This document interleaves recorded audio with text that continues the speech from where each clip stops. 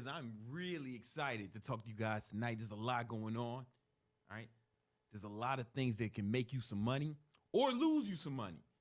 FTX is about to go out of business, the crypto exchange. Crypto is crashing as we speak. It's a whole lot going on, and we're going to talk about it, help you get some money, help you save some money for you and your family. Let's get into it.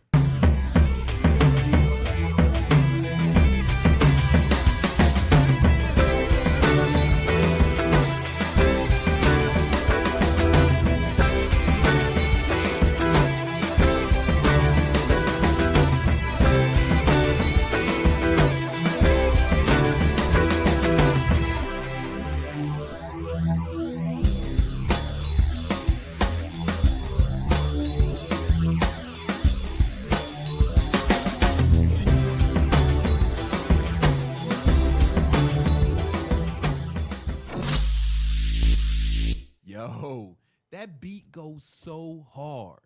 That beat goes so hard. Y'all might not know I made that beat. I played every instrument on there. There wasn't samples. I was playing the guitar. All right, I was playing the drums. I was playing the keys. I made that years ago back when I used to rap. Y'all ain't never heard me rap. It's like, no, I ain't even gonna get into that, man. Y'all ain't ready. They ain't ready. Should I freestyle for them? Nah, we gotta talk about some shit.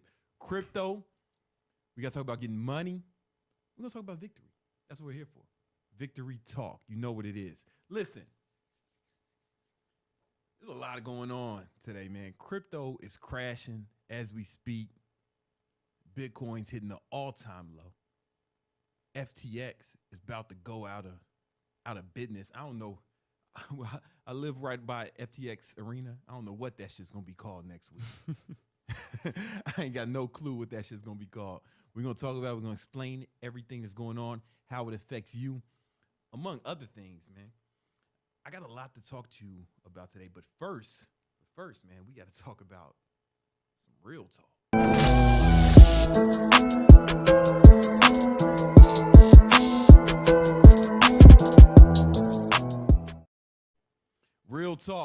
Real talk. So, guys, I hear a lot of things from people.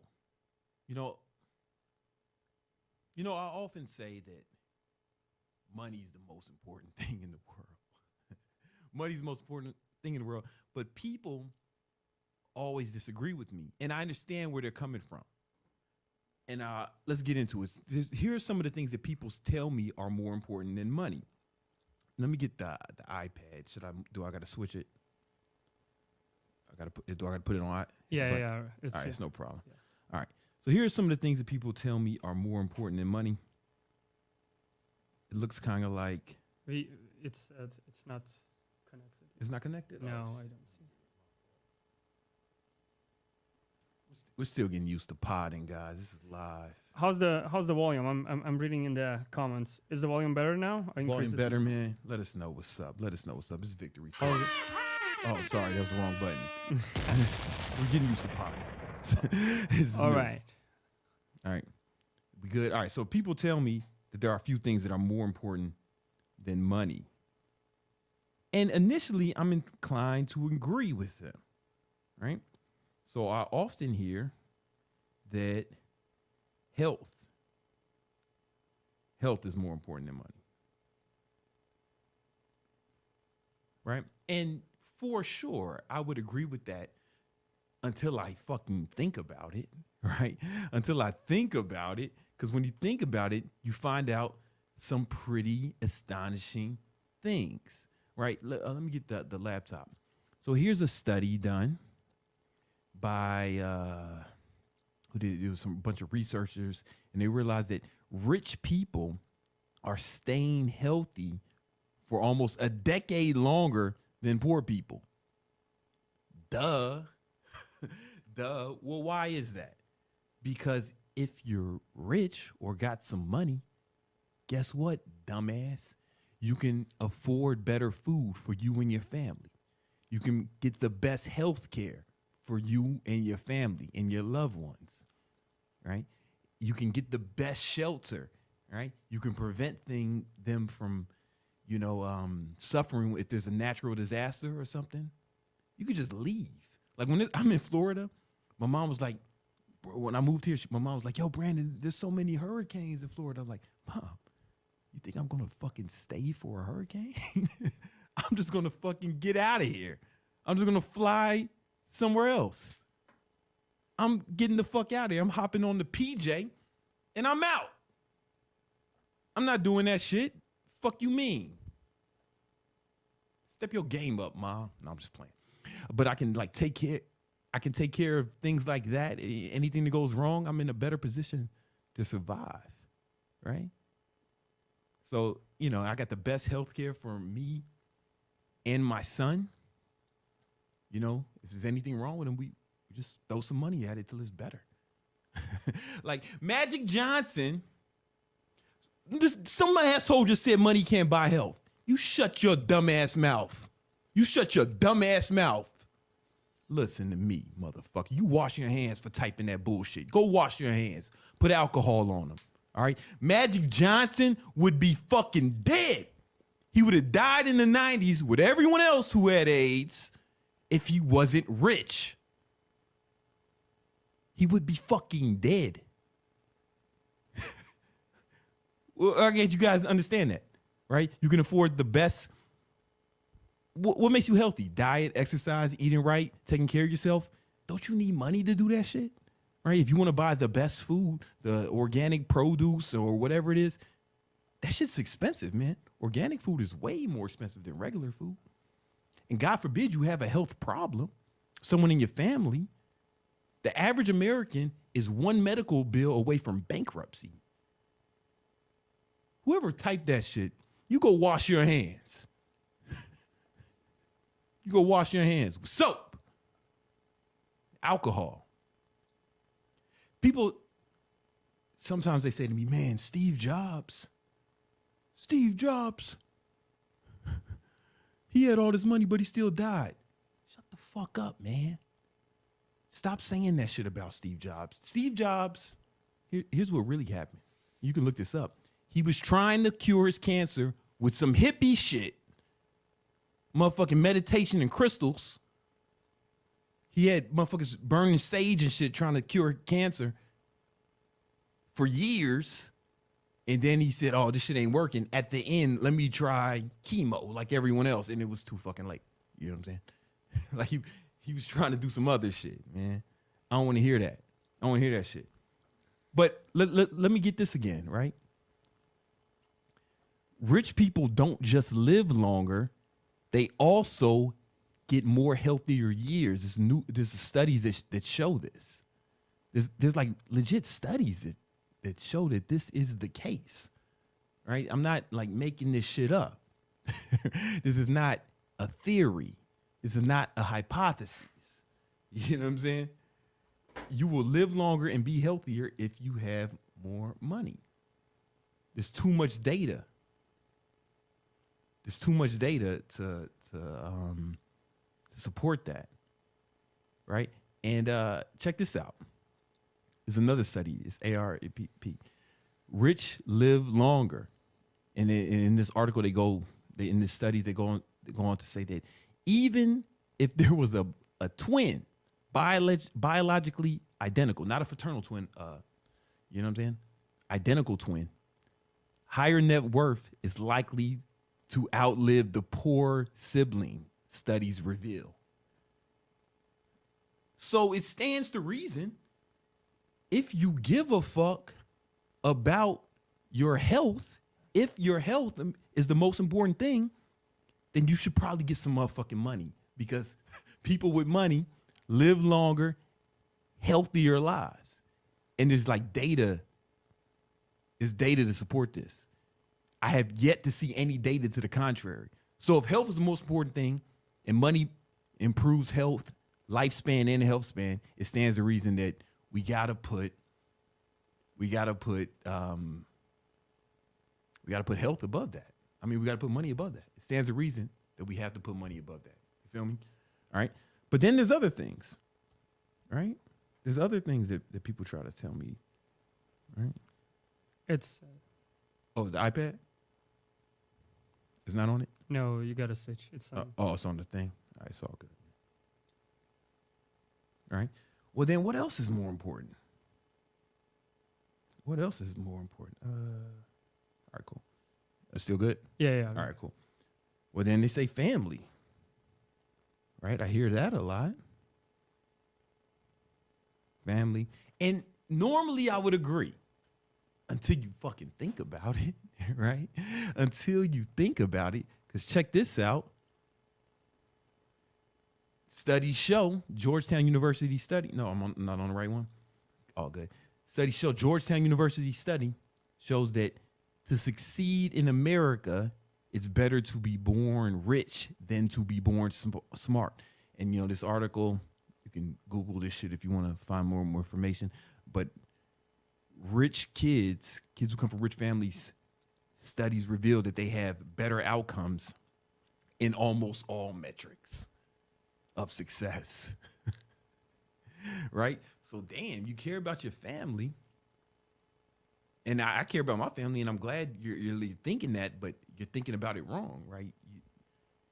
Your family needs money. Your family needs food, shelter, needs to be taken care of. You know, I really came to grips with this when my father committed suicide, right? He shot himself in the head, blew his brains out. And my family was in a really tough position as a result. And I stepped up. I had to step up to take care of the family and help the family out, get us back on our feet. And that took a lot of like hard work, man. I worked, those of y'all know the story. I don't have to keep saying it, man. But, you know, I used to wake up at 4 a.m., train people in the morning. Then I showered at the gym, took the train to Soho, worked at the Prada store security for 8 hours. Then I worked for a moving company after that. And on the weekends, I trained people, 4 a.m. again, and then worked at a restaurant in Queens. I was the weekend manager of a barbecue restaurant in Queens. And I did that shit for like 2 years. And guess what? We wasn't broke no more, right? We wasn't broke no more after it. And now I'm in a position where, like, yeah, I pay all my mom's bills. She don't have to worry about nothing. Don't worry about it. It's all good. You know, my son needs something. It's done. He got the best, you know, school. I put my son in the best school I could find, right? And now the boy, 5 years old, reading at a second grade level, math at a second grade level. Like they're talking about skipping them grades, right? And we would skip him to second grade, past first next year if he wasn't beating up the kids. He's got to work on the behavior stuff, right? But the kid can speak Spanish almost, un poquito español para niño, and you know we put him in the best positions to succeed. He's got coaches that I'm setting him up with, so he's just, yeah, I care about my family a lot, and the more resources I have, the better I can take care of my family, which means money is more important again. Which means money is more important again, right? Because your family is fucking fucked without income. Your family's screwed without income, right? And then there's some more studies. Oh man, where is the? Hold up. I don't know what's happening with this mouse, bro. It's connected to both. I don't know what's happening. This is live. Y'all. We're trying to figure it out. It seems like this computer might have froze.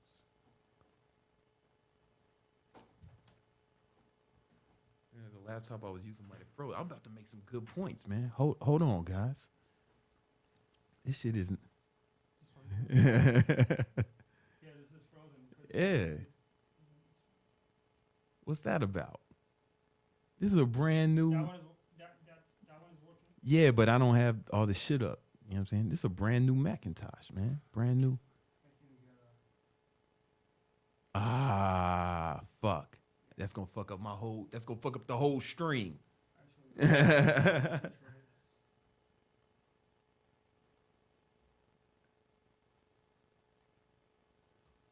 Oh man.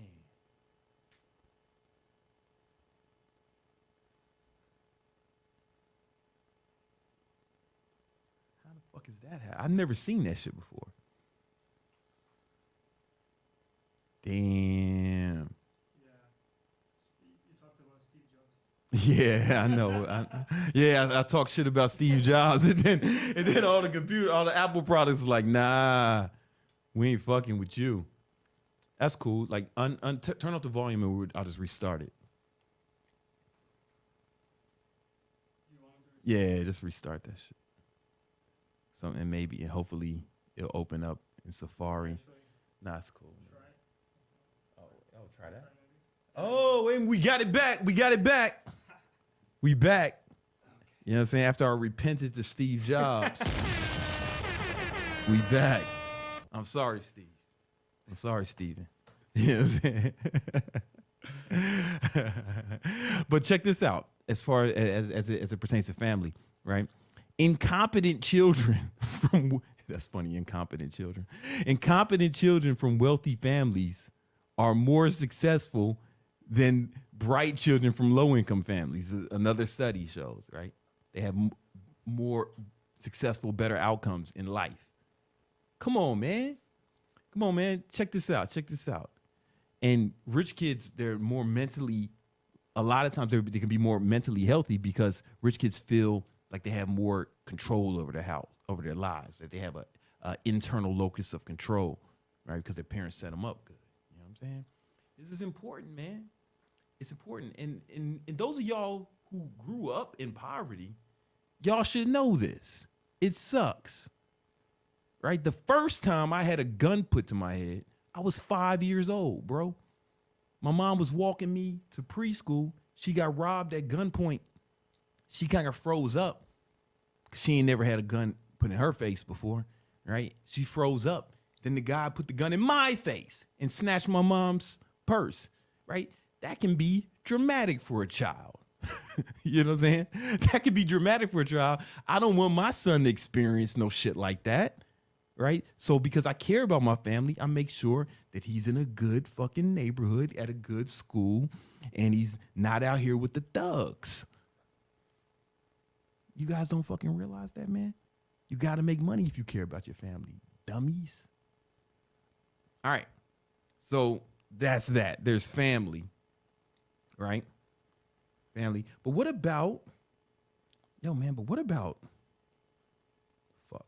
Now this one is fucking up. All right. But what about love? Right? You know what I'm saying? Like, what about love? What about love? Is love more important than money? Is love more important than money? Maybe, until you realize that poor people are way more likely to get divorced. Check this out. This is a chart of divorce rates. It's on the. Oh, it's on the wrong one. Go ahead, man. We just. What about now? Let me see. We still working on this shit, guys. No? No, it's not. Oh, it should be now. Now we got it. Okay. Yeah? Yeah. Yeah, check this out, man. Check out this graph, right? Bam. So this is like divorce rates, right? If you listen, look at it by income levels, right? So if your income is like close to zero, you're way more likely to get divorced. Yeah, of course. Broke ass can do bad all by myself, right? Look, give me back the chart again, please. And then as you get more money, divorce rates start to drop, and they start to really drop, flatline around $200,000 a year. But then they start going down more at around the $500,000 mark. Don't nobody want to leave don't nobody want to leave somebody making $500,000 a year, $600,000 a year. Now, it looks like it goes up past that, but what you can see, there's an asterisk here because there is less data because there ain't that many of us. All right. There's just not that many of us to get to make a fair assessment. The numbers aren't statistically relevant at the fucking top. Right. So if you care about love, man, you want to find someone you love, get married and stay married. Better make some fucking money, man. You better get some cash. You get some of this paper, man. Check this out. Divorce rates is another graph from the American, what's that say? Community. I can't read from. Yeah, it's from census. Yeah, from the census. Some more census data. Poor motherfuckers getting divorced like a motherfucker, right? You way more likely to get divorced if you poor. If you're in the working class, you're doing just a little bit better. But if you're at least middle and upper class, you're doing significantly better than the poor people, right? Now, the middle class people here, I would imagine, are fucking up my statistics as usual with the middle class bullshit, right? Arguing over bills and shit at this level. Wives is working and shit. They fucking up my numbers, my statistics, I would imagine. If we had a third graph, I'm sure it stands to reason it would be even lower, right? So, goddamn, man, if love is the most important thing and being poor makes divorce way more likely, maybe you should get some motherfucking money if you care about love so much. Broke ass. All right? But then I hear the argument, shit, man, what about, God damn it, Steve Jobs. Why you fucking with me? Why is the ghost of Steve Jobs fucking with me today? All right. Let's say, but then it's like, yo, man, well, what about like happiness? I just want to be happy. Oh. Oh. Maybe happiness is more important than money. Maybe, right? I think I know how to do it right this time, right? Yep. Well, check this out. This study shows people actually are happier when they make more money. So there's a new study that came out recently this year that debunked that shit about, oh, after 75 grand, you're not as happy. Yeah, new studies kind of found out that's bullshit. You know what I'm saying? That you actually on average, you actually keep getting happier with more money you make, even beyond $75,000 a year. I mean, this is what the studies say. These are the statistics.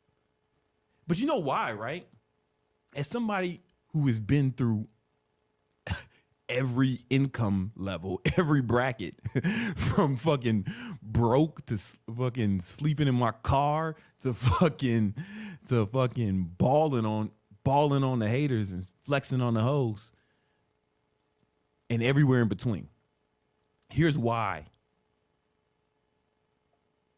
money makes you happy. So I don't think it makes you happy.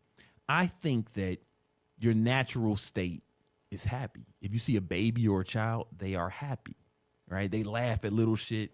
They're they only cry. They're only sad if like mom leaves, or they shit on themselves, or they're hungry or tired, right?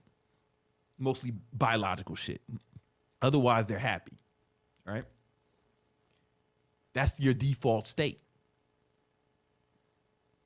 Poverty brings unhappiness, right? If you have to worry about the bills, it's difficult to be happy. If you have to worry about, I've woken up not knowing how I was going to eat food that day, right? So if you motherfuckers ain't never been there, shut your mouths. You don't know shit about this, right? I like you when you wake up hungry and not knowing how you're going to eat. I want you to tell me how money wouldn't make you happy, right? It's not that money makes you happy. It's lack of money brings unhappiness. It brings sadness, right? And the more money you have, it shields you from these things that can make you unhappy. Hunger, being cold. You ever had the fucking heat go out, motherfucker? And you had to sleep in the Chicago winter with no fucking heat? You ever had that? You ever had to turn on your motherfucking stove and leave it open to heat up? You ever did that? No? Then shut the fuck up. You don't know nothing about this. It's just been easy for you. And that's cool. I'm actually happy for you.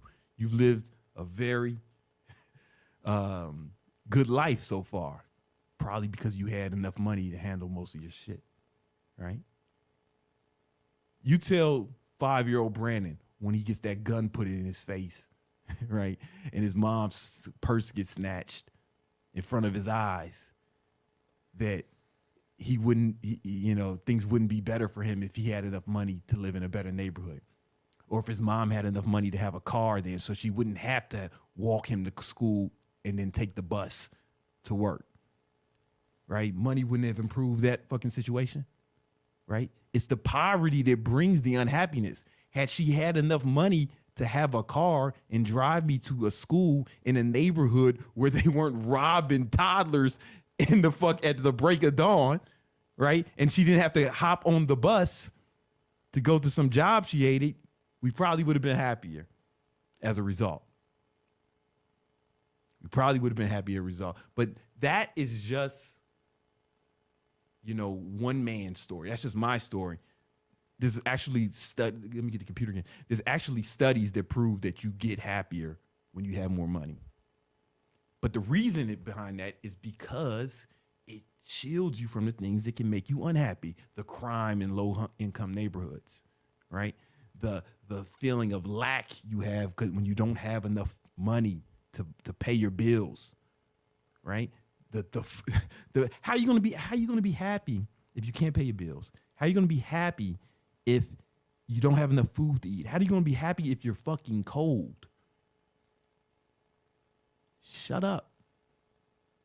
Shut up. Shut the fuck up. You don't know. And it's cool. I'm glad you don't. I'm actually glad you don't know. I'm talking a lot of shit, but the fact that you don't know how bad it can get means you've lived a good life, man. Your parents probably made enough money to shield you from the realities of how difficult things can be in the world, and salute to them. You know what I'm saying? Then I hear, what I've been hearing recently is that God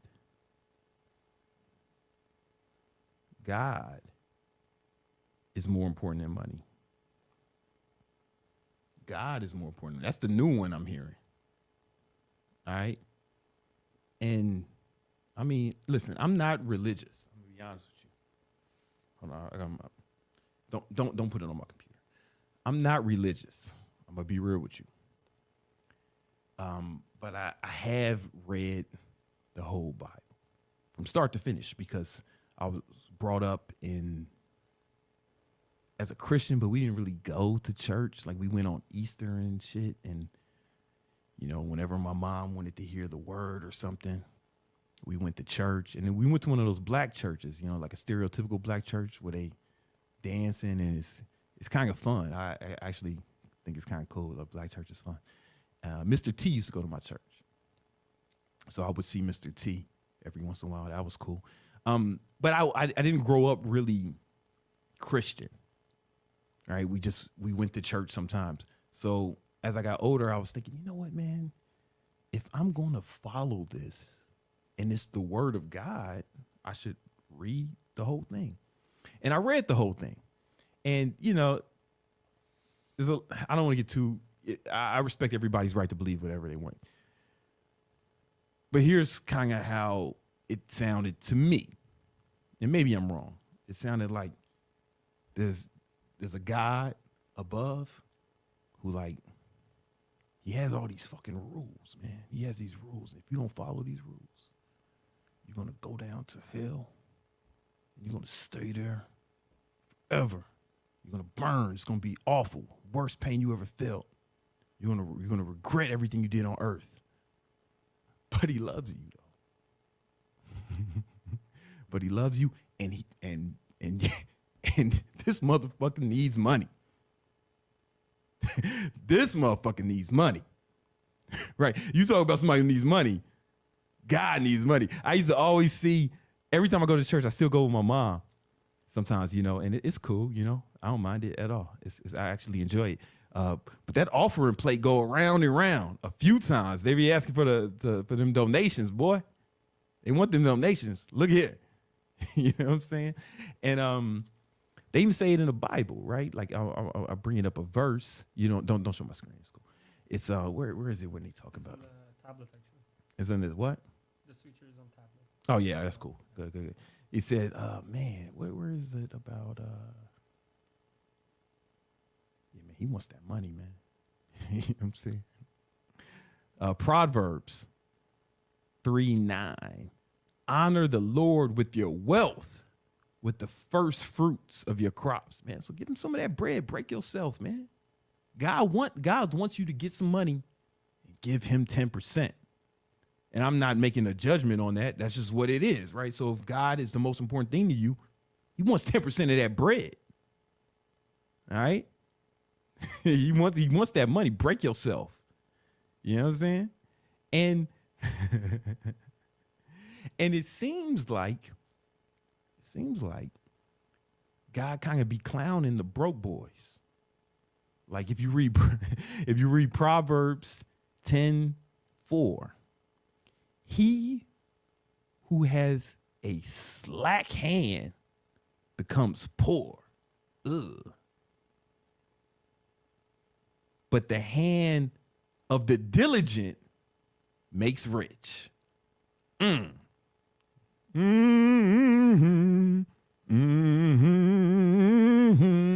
When I read that, man, that made me want to fucking break out a Negro spiritual. You know what I'm talking about?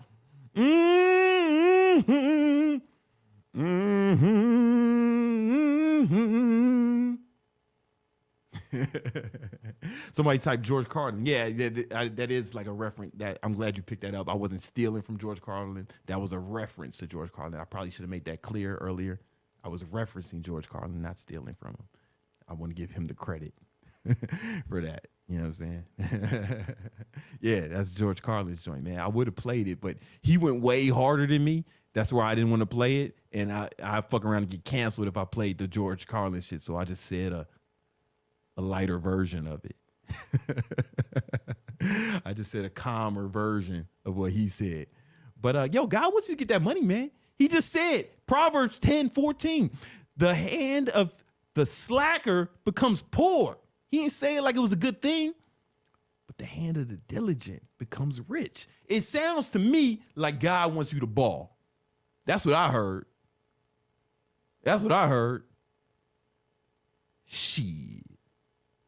Can I get a witness?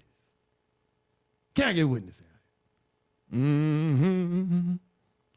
About to start preaching here.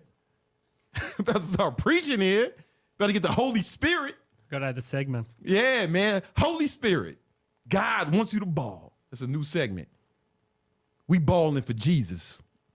Because he needs 10%. Motherfucker. He needs 10%. So you better get some money. You know what I'm saying? It just kind of stands to reason. So like if we look at all the data, I think I've made a pretty compelling argument. If we look at all the data, right? I don't know how to change the color anymore. Should you tap on the black? I thought it's doing something. Oh, there we go. Hey, come on, man. So if you let's just look at the different outcomes. If you got some bread, you know what I'm saying? If you're rich, or if you poor. All right. You know what I'm saying? So, all right, so let's look at your health. Rich people live longer. Check. They live longer, healthier lives, right? Rich children are more successful. They have more successful outcomes, better careers, and higher self-esteem. This data to support this, right? Rich people don't get divorced as much, right? They get divorced less, so there's your love. Happiness, we have data to show that people are happier when they make more money, even after $75,000, back when you said. And God wants you to get that money. It's right there in Proverbs, right? The hand of the diligent makes rich. Come on, man. That's the word of God. That's not me. That's not me. I'm just a vessel. I'm just a preacher. I'm just here trying to give you the word. Because God said in Proverbs 10:14 that the hand of the slacker becomes poor, but the hand of the diligent makes rich. Can I get a witness? Can I get a witness out here? All right. So there's that, right? Sound like God was actually roasting the broke boys. Yo, lazy ass, you po. And for good reason. Right? For good reason. You're supposed to give him 10%. You fucking with his money now. Now you fucking with the Lord's money out here being lazy. Now you fucking with God's money. All right. You know what I'm saying? Poor people are just less happy. There's data support this. Poor people get divorced a staggering amount more. Right? Right? Poor kids, even if they're smarter, they have worse outcomes, according to the data. And Magic Johnson would have died a long time ago if he wasn't rich. Can't get an amen. Can't get an amen from the congregation. Shit, man, I should have worn my gaiters. Like the preacher I went to. Yeah, I see the amen. I see the amen. Brother Optimus. Brother Brian says amen. About to get the Holy Spirit in here tonight. God wants you to ball. God did. I'm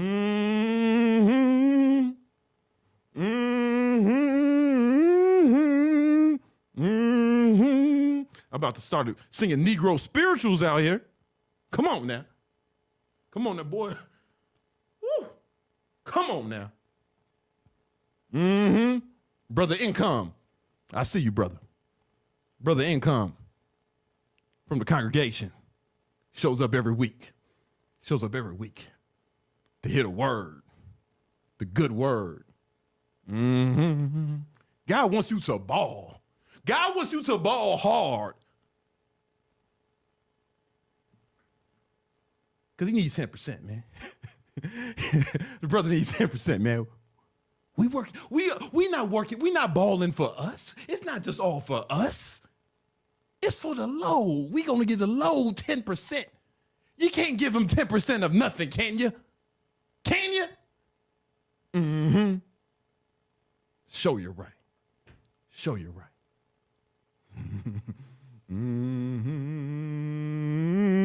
Proverbs 3:9.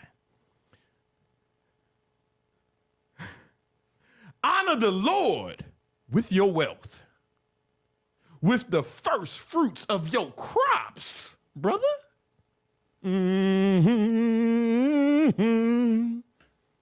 All right now. Somebody better preach. Somebody better go ahead and give me testimony. Y'all need to get saved. Y'all need to get saved. I'm here to preach tonight. I'm here to preach tonight. All right? Get some money. But you might be asking, Brother Carter, how can we get some money so we can go on? How we get some money to honor the Lord? Let me talk about it. Let's talk about it. Because getting money is not necessarily, it sounds selfish, right? But like the amount of, it's on the wrong one. But here's the thing. You gotta nobody can give you money. You have to make it. You can put it on me until I figure this shit out. Nobody can give you money. I'm sorry, I said that wrong. You can't make money unless you are the Federal Reserve or some sham crypto company, FTX, right? You can't make money. People have to give it to you. And they give it to you in exchange for what? Value. dummy. Value, right? So you want to get some money. This you. You want hella money. You make a smile because you're getting money, right? You want some of this paper, right? No, let me take that off. Well, hey, check this out, man. If you want money, people have to give it to you, but they'll give it to you in exchange for a product or service that they think is of equal or greater value than the currency they are exchanging for it, right? That's how you get the fucking money, bro. Right? This is you taking the money from them. They giving it to you. It's exchange, right? It's an exchange. But you have to give them what? You have to give them value, right? You have to give value to get money. It doesn't work any other way. So here's the thing. If you don't make money, guess what? That means you're not giving value. And if you're not giving value to other people in exchange for currency, the fuck are you doing? You just doing shit for yourself? You just partying, having fun, getting high, jerking off, being lazy? Right? I'm not saying if you poor, you lazy, right? Because you can work hard and not make a lot of money too, right? But because what you're working hard at is not as valuable, right? It's not as valuable.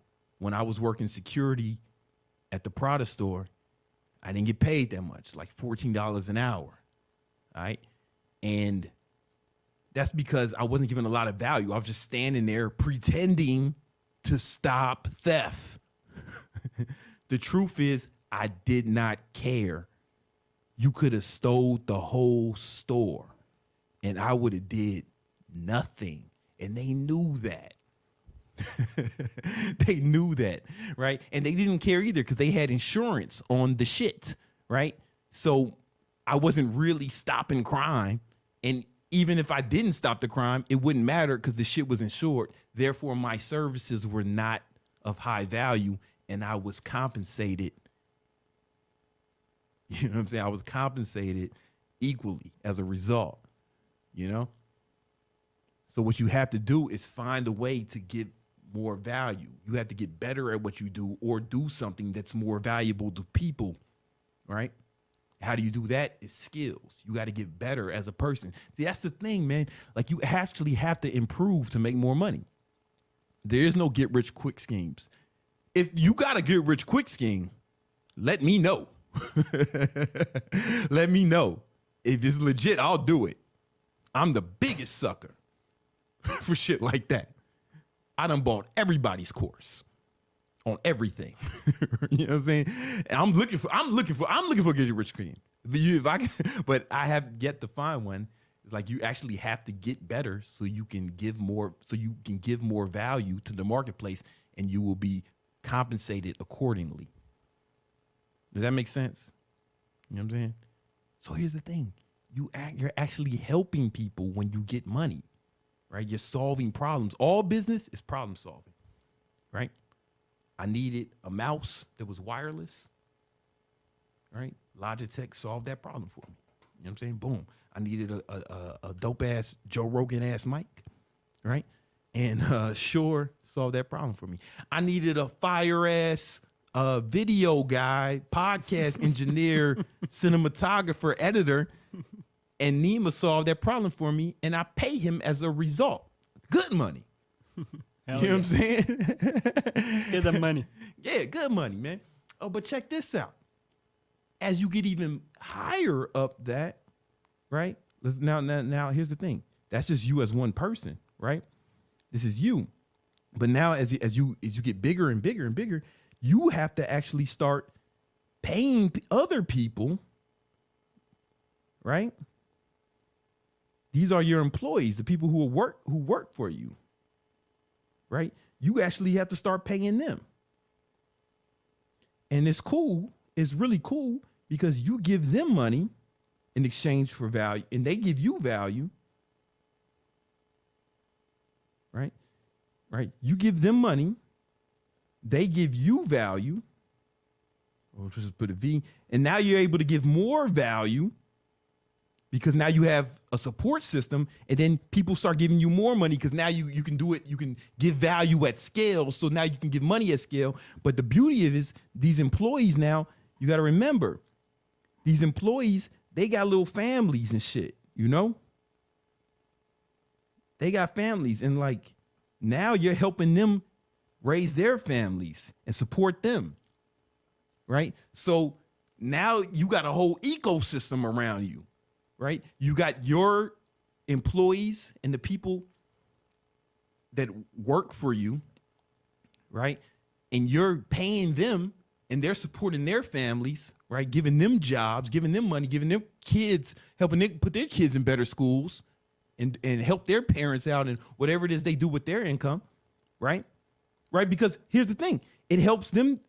You're able to give them this money. Now they get on this side too, your employees. Now their health is better. Their family's better. They're less likely to get divorced because they right? They more happier. And they got 10%. They got more of that money to give to the Lord. Right? And then you can make more money because you can actually give even more value. It's a beautiful thing. What's the alternative? What's the alternative? To do nothing? To be a lazy motherfucker? You know what I'm saying? Everyone gets helped when you do it right. And scammers don't fucking win. Like scammers don't win. You can't do it from they go to jail. They get bad reputations. They don't win. I noticed. I've been on the internet for over a decade. I've seen all the scammers come and go. You know what I'm saying? And they did not leave on top. To be honest with you, right? The people who are actually giving value and helping people, they still getting this money. They still getting this paper. It's very important. It's very important. Can I get a witness? Can I get a witness? Right? So that's why I'm saying money, in conclusion, money improves your health. It improves the lives of your children, your offspring. You're way less likely to get divorced if you got some bread. Studies show that you're happier. And then you got more money to give to the Lord, to give to God and Jesus, whoever you believe in over here. Mm-hmm. It's a beautiful thing, man. It's a beautiful thing. You know what I'm saying? And you're able to help your employees do that too, man. It's just, what's the alternative, man? Just party around, do some bullshit. You know what I'm saying? Get high, jerk off and shit. You know, that's cool, but that sounds kind of a selfish way to live life, you know, to me. You know what I'm saying? When you get money, you actually have to help people, right? I think it's underrated. I personally think that getting money is underrated. We need to start taking it more seriously. But there's actually, you know, a lot of things that are underrated. And that's why we got to go into the next segment. Overrated or underrated.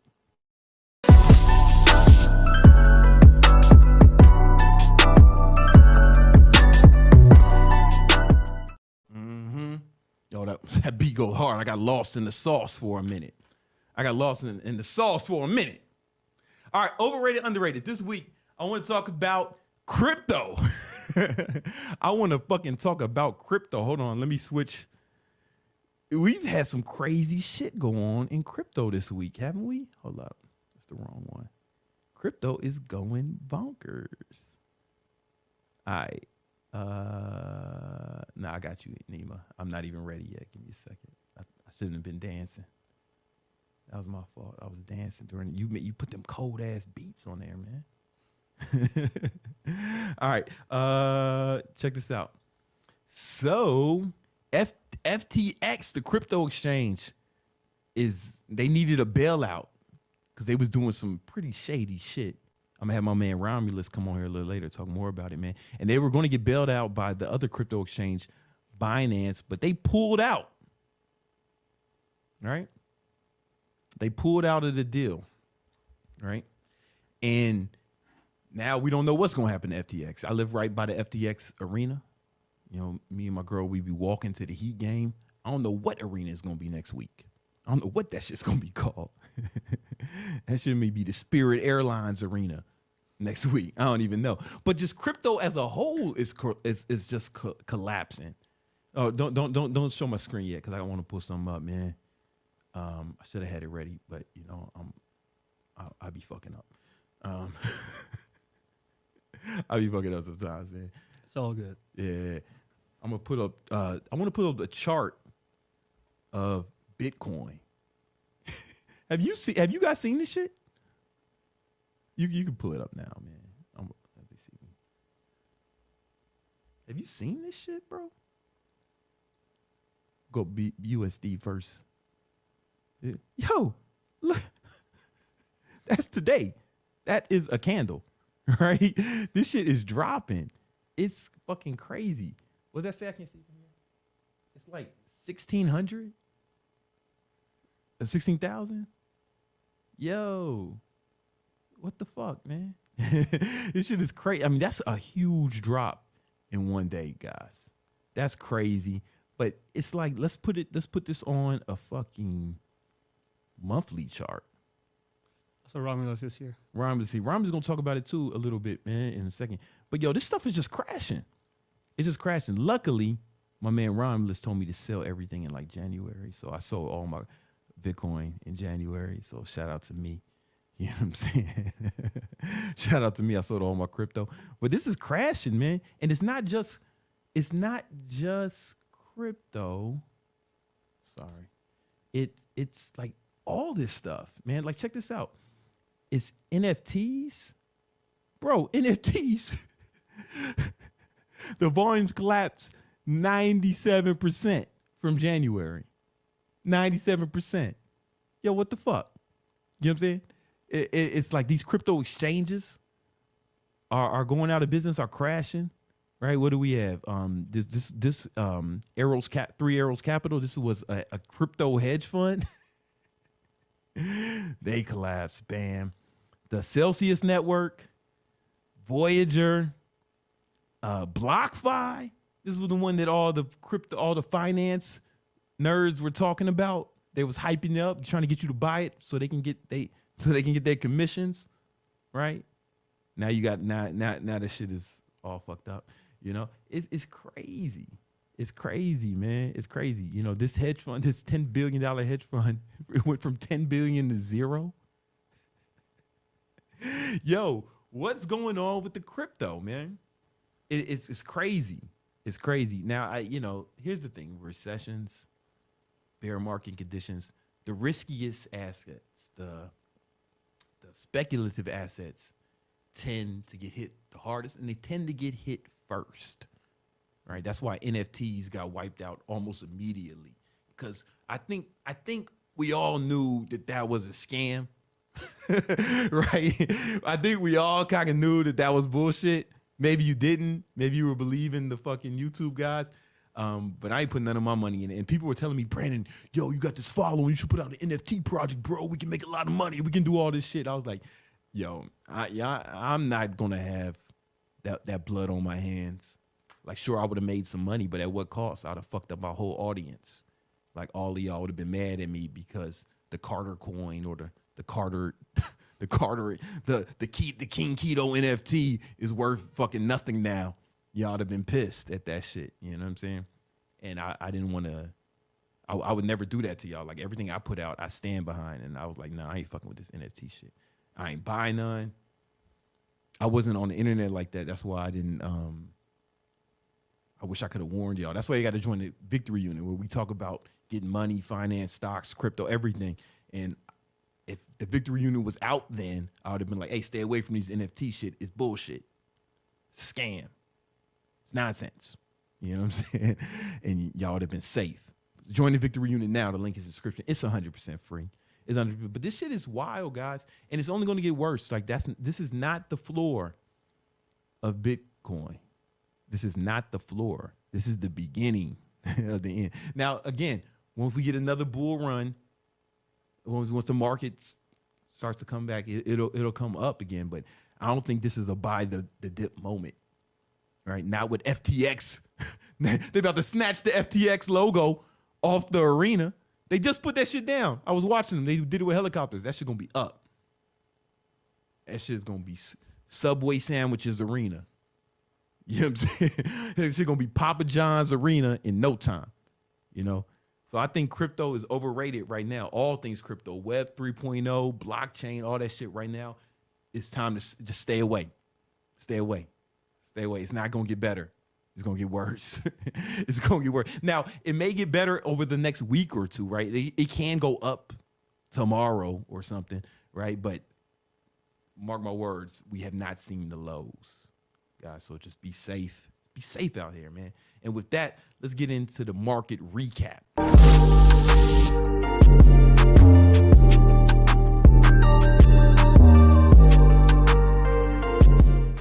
Louder. Okay. Yo, market recap. And you know I gotta bring, when I do the market recap, I can't do it alone. I gotta No, we're not. We're never gonna let you hang out there on a limb all by yourself, Brandon. That's not how the victory unit is starting to roll together here. On, and man. when I say roll together, if you're not in the Discord, jump in there right now, everybody. Click that link, sign up, because there was a thread going on 2 weeks ago, sort of when this thing first opened. Crypto conversations were running around. Obviously, Bitcoin was a little bit higher. And the comment that I put out there was, look, the risks in cryptocurrencies are not just that you make a bad trade, that you buy something and it goes down a little bit. The risk is so much deeper. They're fundamental. They're absolutely built into the fabric of this thing. You talked about NFTs. Please, anybody, and by the way, let me back up just a second before we really start ripping and roaring over here. If you hear us say something, talk about something, that you're invested in it, you're trading in it, we're not criticizing you. It's not like, oh, you dummy. Yeah. No, it's not it. Okay. We're all trying to help each other. We're all trying to get better. I mean, I have made some bad investments in trades. Brandon made some bad investments in trades in his life. That happens. Yeah. We learn from it. If you don't learn from it, well, then you're a dummy. Yeah. Okay. Then you're a dummy. So don't be a dummy. Now, in the spirit of helping each other out, how about this? What's up? If you ever in the past year have bought an NFT or some type of digital real estate, this one blows me away more than anything, Brandon. People buying $1 million yachts that aren't real yachts. Yo, the Metaverse, that was my favorite shit. Are they getting laid without real chicks? I was dying laughing. I mean, are they getting laid without real chicks? Is that happening? Like, what's going on here? Because, again, you're reading about this stuff. These people in Silicon Valley, they're paying $1 million, $2 million to go buy fake computer real estate. Yeah, how's that working? Now they all wish they had the $1 million back so they could buy real estate in Hawaii. Yeah. Some real, man. Like I remember when, me and Romulus have known each other for a few years now. And when the NFTs were really popular and popping, I just asked him about it, and he was like, he told me, he kind of echoed the sentiments that I gave to y'all. He's like, yeah, that's probably something you want to stay away from. Yeah, no doubt. You remember, I'll give you a real story, though. Very specific detail here. I know you'll remember this. Brandon and I were together. It was early April. We were doing a one-on-one coaching session, really getting into the details of trading, investing, and money, and building empires and moving on in life. And there was a third party there. I'm not going to mention his name because he's not with us. But somebody that is meaningful to both Brandon and I. So the three of us were together, and this gentleman was talking about some crypto, some investments, and some trying to get some yield and things. And this was early April. Remember the date. Put that up in stable coins. He was talking about stable coins and these other issues. I said, well, if you have money in any of these crypto exchanges, like Binance, like FTX, any of these places, to get it out now. Yeah, get it out now. I remember that. And I had some money in there because I had already sold everything, but I still had some money in there. And I was like, nah, let me get up out of here as soon as we had that conversation. 3 weeks later, it was 3 weeks when Celsius, Voyager, all the Luna was at $100 one day and it was a zero the next. Like, that's how fast it happened. Zero. Not kind of like zero, not near there, but it went all the way to zero, went all the way out. That was 3 weeks after we had the conversation. And Brandon just told you he was able to avoid huge losses. The other gentleman, and again, an important person in our lives, he was able to avoid huge losses because of these conversations. It's not just the money I can help you make. It's not just, hey, Brandon, how about you buy this? And then you go to the gym. How about you buy that? You take a girl to dinner. It's about, well, don't lose 50 grand or 100 grand back doing something that is so avoidable. Yeah, don't lose money. That's what Warren Buffett said. That's the number one rule. Don't lose money. Yeah, well, Right? I think he's on top of that. So let me do a little share screen over here. Yeah, and man. let me click on that. Let me see here. Share While you're figuring one. that out, I have my friend. He's a financial advisor in New York, and when that crash came, he told me that his boy, one of his clients, had over $1 million in Luna, and he doesn't anymore. No, he doesn't anymore. Well, okay. You all know the company, the publishing company Forbes. They put out the Forbes richest people in the world. They do the Forbes 400, the richest Americans out there. And the guy that runs FTX. So, okay, you're looking at. By the way, that's me right there. That's Romulus. Yep, that's me. Yep, in the ancient Roman costume right there. So that's okay, it. cool. Yeah. Yep. All right. Awesome. All right, we'll move that aside. So here, this is FTX. This is that guy Sam Fried that everyone's talking about now. Yeah. So in September, we're talking just 2 months ago. That's all.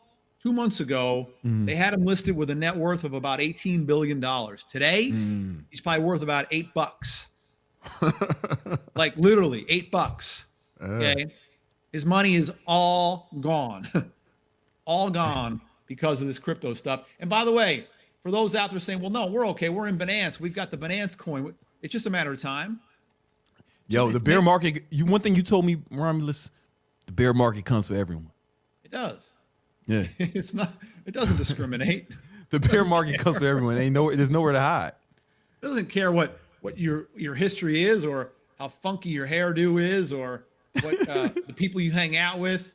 It is indiscriminate. Okay, Yeah. and that reflects. So, yeah, Bitcoin cracking here. If you're What's buying going on any with dips, Bitcoin? yeah, so Bitcoin crash. It's happening to all of them. Here, part of the backstory of all of this, and I guess one of the reasons, Brandon, that I was equipped for this exact situation is because I lived and traded successfully through 2008. Yeah. Now, there was no Bitcoin in 08. There was no Binance and FTX and all these exchanges and NFTs, but there was a very large banks and broker dealers that were super over leveraged in the housing industry. Okay. And the housing is all these mortgages were going on and on. And by the way, the problems were impacting everybody. I mean, Bank of America, Goldman Sachs, Morgan Stanley, JP Morgan, they were all impacted by this. As a matter of fact, two major operations that dated back decades in the case of Bear Stearns and 155 years with Lehman Brothers. Think about that. 155 years. They both disappeared. They're not around anymore. Okay. And what happens here is when you get a good bull market, like we all know we had from early 09 until the beginning of this year when the S&P peaked out. Yeah. Okay. And you get a good bull market, people keep leveraging. And Brandon, if you're making money and you keep making money and you come to me and say, hey, Romulus, can I borrow $10?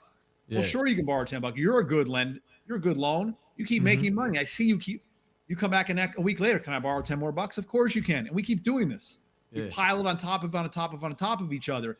That helps reinforce more buying to the bull market. Well, that big positive reinforcing cyclone now is all going in reverse. Yeah, it is. Fed look, a year ago, interest rates were at zero and the Federal Reserve was still pumping $120 billion a month into the global economy. Yeah. They stopped pumping money in March when they started raising interest rates, but starting 2 months ago in September, they started pulling $95 billion out. So everyone's talking about every time we get near a Fed meeting, and I'll come back to cryptos, by the way, it all ties together in some old ancient Roman way. It all ties together. It does. Trust me, it does. But the Federal Reserve, every time they have a meeting, and it's every 6 to 8 weeks, what happens? Since March, they've been raising interest rates. And there's always talk around it. People say, well, maybe they won't raise as much as they did last time. And that's a good reason to bring the stock market higher. But guess what? That $95 billion that's coming out of the system every month, that's going to keep on happening. And they won't talk about it. They won't bring it up. They don't want you to know. They don't want you to know what's really going on behind the scenes. They want unaccountability. They want cloak and dagger. They want skull and bones. And it's real. But we know, we're here to tell you. So the Fed is raising interest rates. They're pulling money out. But the crypto world, because crypto was the greatest asset bubble explosion I've ever seen in my life. It blew away what happened in technology and .com land in the late 90s. It blew away what happened in the housing market. It blew away what happened in the small caps in the early 80s. It blew away what happened to gold in the late 70s, and I can go on, but I won't. It was the most amazing asset bubble in human history. And as the thing I don't want to act like I'm just anti-crypto. I'm pro making money. So I rode that train. I bought Bitcoin when I saw it go. I was trading the chart, Romulus, like you taught me. Yeah, it's like, look, if there's a new bull market starting tomorrow in equities, then Bitcoin and Ethereum and a handful of the higher quality coins will be fine. I'll probably buy them right next to you. That's not the point. Okay? We're not there. We will be there eventually. We're not there today. So we see all this positive reinforcement action. Now it's going in complete reverse. We start to see, well, wait a minute. These guys were all about transparency. They were all about breaking down barriers, but they were doing all kinds of shady bullshit deals, and many of them completely illegal. Yes, I'm talking about you, Sam Freed, or whatever your name is. I'm talking about you, FTX. I'm talking about you, Binance. I'm talking about all you people, because you just hyped this stuff up and you raped and pillaged the public because you stole from them. You took their money. You convinced them to go. We're talking about old ladies, widows, and orphans that put money into your stuff. You lost all the faith because you're nothing but a bunch of thieves. It was a scam.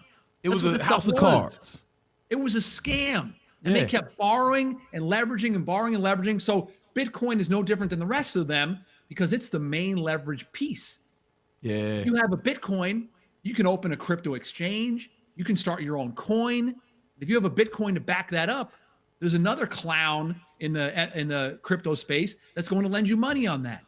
And now it's all melting away. This is no different than what happened in 2008. One bank was too leveraged on the mortgage scene. They couldn't meet their obligation. You know, Morgan Stanley couldn't pay JP Morgan, and they couldn't pay Bank of America, and then they couldn't pay Goldman Sachs, and the house of cards comes crumbling down. And by the way, it looks real familiar. It looks real familiar because I remember 2008. It looks real familiar. It should. Okay. Well, by the way, I'm also indiscriminate. Okay. All these crypto heads were pulling the wool over millions of investors' eyes around the world to the tune of trillions of dollars. But you know what? The guys that ran Goldman Sachs and JP Morgan and Morgan Stanley, they were doing the same crap in just a different way. Yeah. Those guys are the same equal thievery. Okay.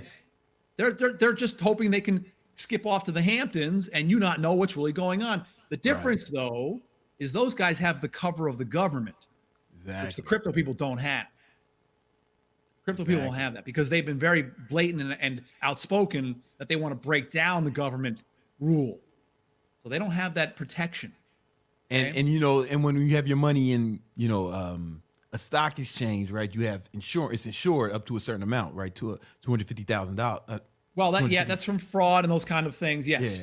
Yeah. Okay. Bank accounts, obviously with the FDIC, SIPC insurance for the broker dealers. There's all kinds of levels of protection, but still, the culpability for the mortgage crisis went right to the top because those guys cashed out with millions and millions of dollars, and not one of them. Let me repeat: not one of those big guys ended up in prison. Not one of them.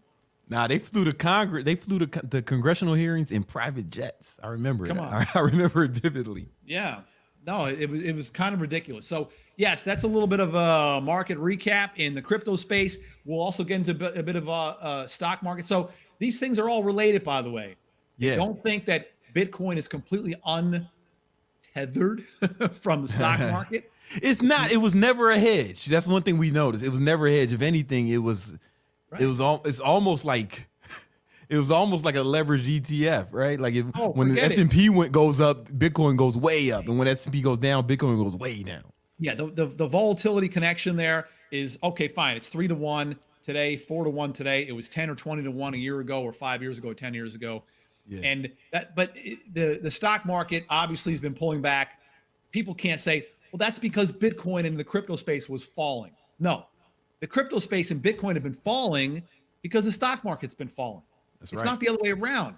Listen, crypto people, don't think that you're all important, that you have a leg up on what's going on in the stock. You don't.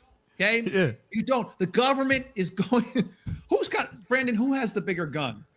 The crypto crazies or the U.S. government? U.S. government. Yep, they got the biggest gun in the world, everybody. Yeah, they got the biggest gun. When S&P 500 goes up, everything goes up. Watch prices, correlation. real estate. Like it's all correlated. Everything is tied to that. That's called correlation. So we have been able, once again, to avoid vicious losses. We have been able to take great trades. Look, the election has been is having people on edge. They don't know what to do. You see the markets going up and down every 2 days. Huge moves, huge move. This is almost historic, dating back really to probably the 30s is the last time we saw a long string of up and down action like this on a consistent basis. But we have been smoothly sailing, still spending just a few minutes a day on our trading, a few minutes more a day on our analysis, and doing what we want to do. And with the fall coming, that means I'm trying to squeeze every last bit of my outside bicycle riding because unlike where you're living now, it's about to get cold. Oh no, it's never going. It's not going to get cold. It's going to get cold at FTX Arena across the street. You know what I'm saying? When they're going to have to change the name to something.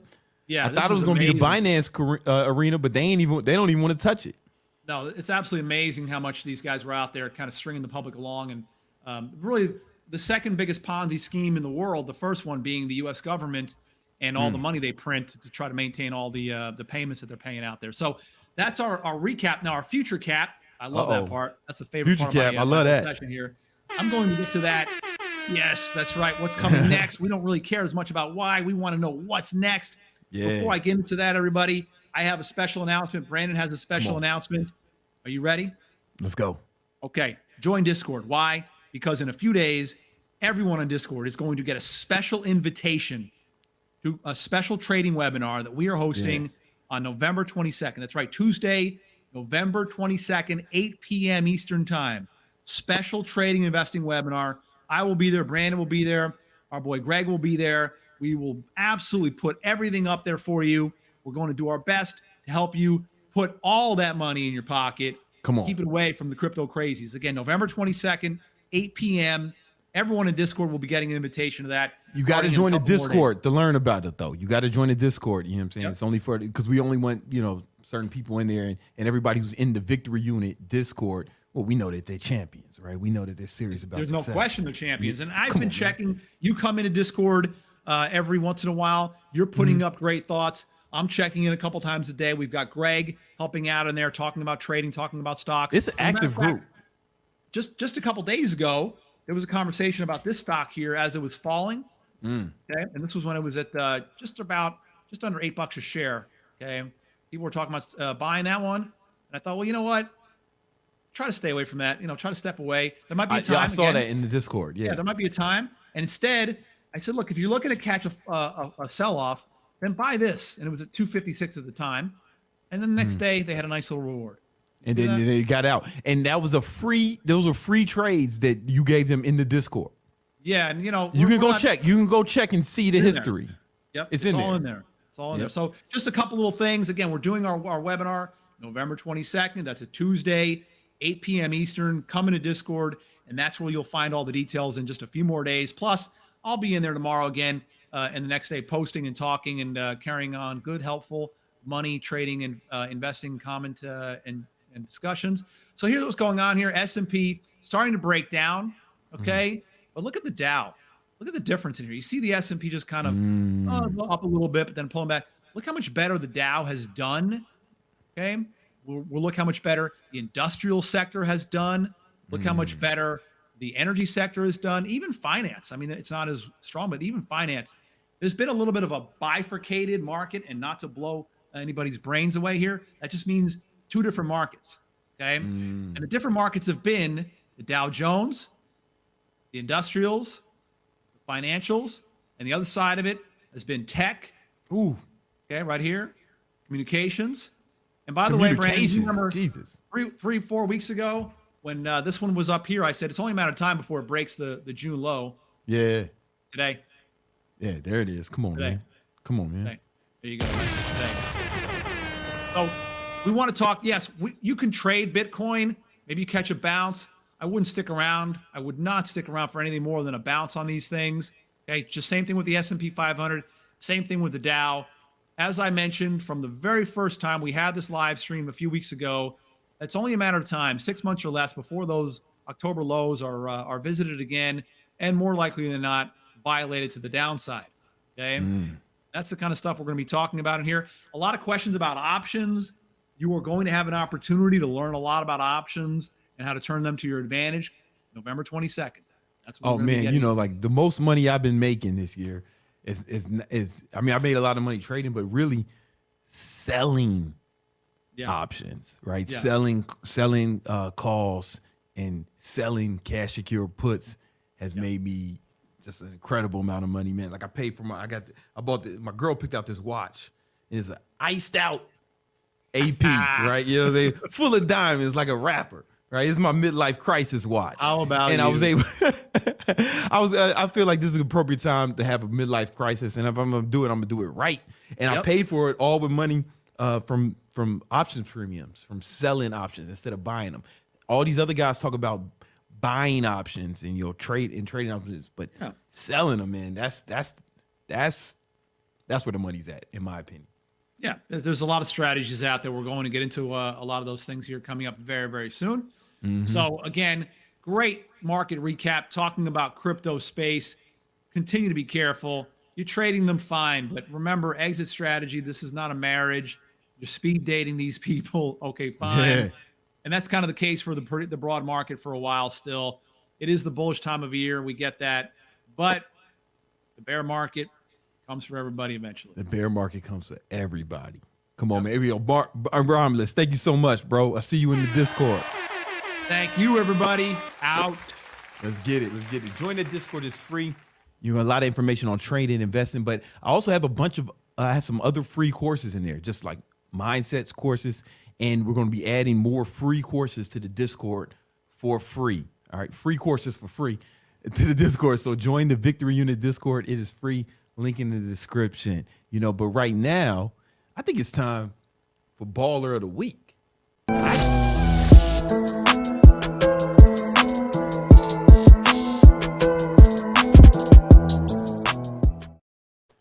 You know what it is. Baller of the Week. Baller of the Week. And this week, it's gotta be Jay-Z. Right, it's got to be Jay-Z because Jay-Z is about to team up with Jeff Bezos and buy the Washington Commanders. They formerly had a less politically correct name, you know what I'm saying? But the Washington Commanders, man, Hove. Come on, man. Jay-Z about to buy the Washington Commanders, teaming up with fellow bald brother Bezos. Jay, y'all know me, man. Y'all know that Jay's my favorite rapper, one of my favorite people. Like when I have a decision to make, I'm at a crossroads in life. I think, what would Jay-Z do? What would Hove do? And without fail, the answer to that question leads me in the right direction. So it's rare when I have those things because usually I know what to do. Usually I'm on top of shit. But every once in a while, I gotta go holler at Hove or Ty Lopez. Right? Hollow be thy name. I gotta talk to Ty Lopez. But I can just fucking call Ty, right? Like I might have a problem that Ty can't answer, and I gotta go to Hove. And now he's about to buy the Washington football team, man. And they'll probably get it, man. One thing I know about Jeff Bezos is Jeff gets his way. That guy had a wife, and Jeff Bezos said, "Nah, that's my wife now." He took that dude's wife, got rid of his wife. Jeff got divorced. Let me tell you something. He got divorced. In the year he got divorced, his net worth went up. Don't nobody do that. I hear a lot of people talking shit about Jeff Bezos. I don't know why. I think maybe I missed something, but I've been seeing like guys in the manosphere talk shit about Jeff Bezos. Maybe y'all can enlighten me on what the issue is with Jeff, man. But it seems like all he do is get money, take other niggas' bitches, ball on these hoes. You know what I'm saying? I want to go to space. I'm out, man. And he's teaming up with Hove. How whack can he be? You know what I'm saying? I don't know why people don't like Jeff. You know what I'm saying? He became the richest man in the world, got himself a badder bitch. Stole her, just took her from this other dude. Say, nah, that's my girl. Fuck what you talking about. And that dude was a multi-millionaire. He was Matt Damon's agent and a bunch of other A-list actors. He's like, nah, she mine. Fuck out of here, brokey. Your broke ass. Oh, you got 10, 15 million. That's cute. I'm about to go to space, bitch. Right? Now he's teaming up with Hove, about to buy Washington Commanders. But, you know, I got to give Hove the baller week. One, because he's black. And two, because, you know, you just, this man don't lose. This man can't miss. This motherfucker can't miss. You know, so, but he's not, but yo, Nima, I should have warned you this. Hove is not the only baller of the week. Oh. Yeah. We got 2 ballers of the weeks.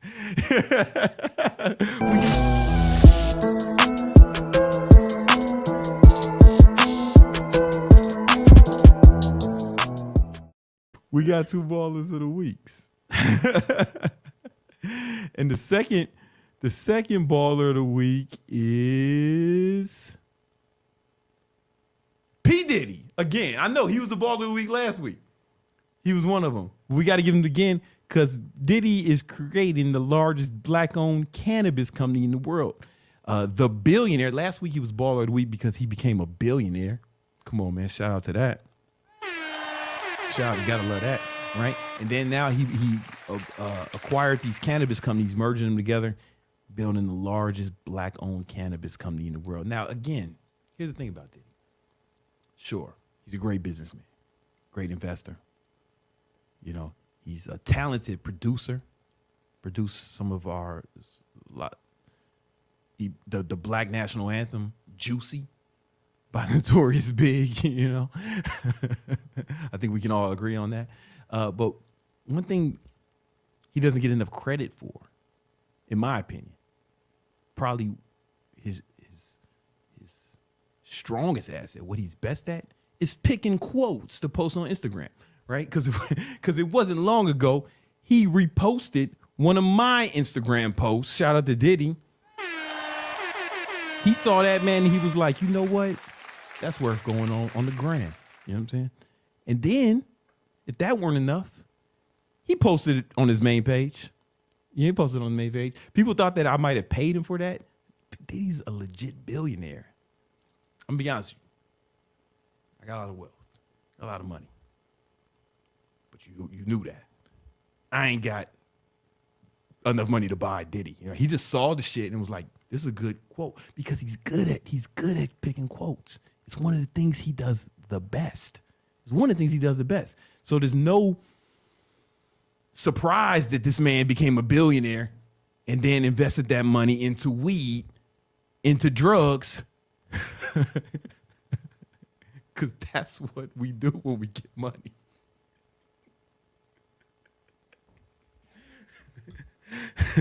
First time I made a lump sum of money, I too invested into drugs. Allegedly. But that's hold up. It's just going off the rails. Hey, do we got questions? Let's take some questions. Yeah, we got take questions, super chats, all that shit, you know. Yeah, we have a few super chats actually. Hey.